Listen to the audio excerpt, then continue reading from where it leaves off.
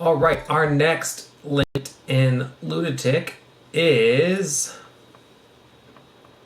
Butthurt because his school made a happy Pride Month post. Again, June was Pride Month. It's July. I prepped this episode of the podcast a month ago. Hopefully it wasn't exactly a month ago, because exactly a month ago was my rehearsal dinner. It was the day before my wedding, so that'd be kind of embarrassing if the day before my wedding I was prepping an Engineering Success podcast episode, but maybe that's just how dedicated I am. All right. As a U of H grad, class of 1974, I am ashamed my school has chosen to embrace a deviant life choice.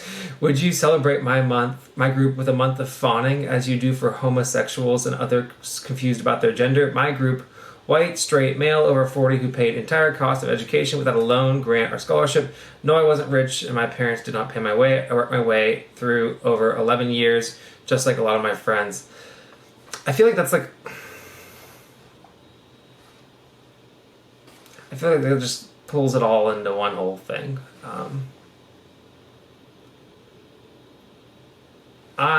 It's great that different schools and companies are celebrating Pride Month and supporting their employees and who they are. And, it's just interesting to me that this person has decided to take this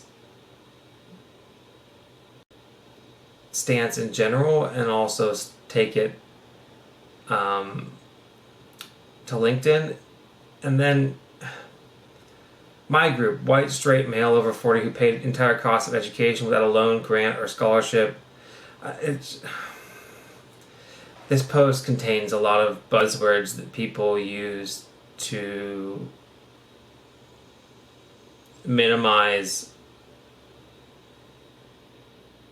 the situations of others, and it's a very common thing that you see people say, I paid my way through school and without loans, grant, or scholarship, and you weren't rich, and that was your personal struggle. But just because you had a personal struggle doesn't necessarily mean that you can diminish the situations that others are in. Everybody is going through their own things, and everybody has their own stuff. So why... I just don't understand why people get so hurt to see schools and employers and stuff like that going out of their way to make people that are in marginalized groups feel recognized and more comfortable, because it doesn't make any sense to me. Like, nobody's really saying anything negative about this person's group. The company is just recognizing another group, and just because you're recognizing another group doesn't mean they're not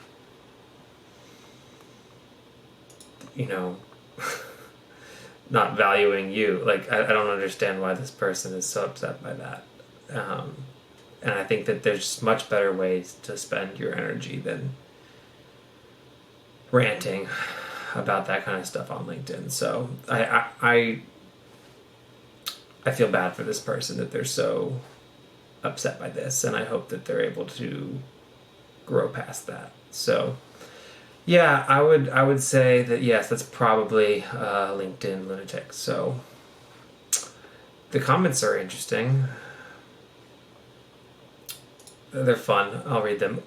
Asterisk, old man yells at cloud. Could it be that he graduated without loans because in 1975 it cost $5,350? In 2019 it was $69,000 when you include room and board.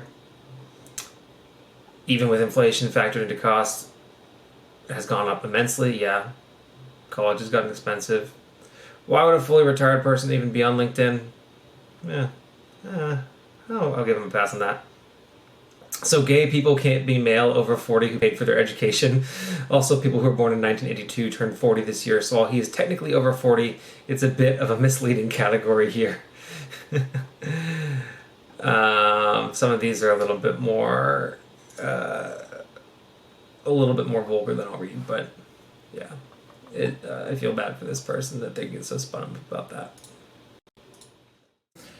Thanks for watching this segment of the Engineering Success Podcast. Make sure you like, comment, and subscribe.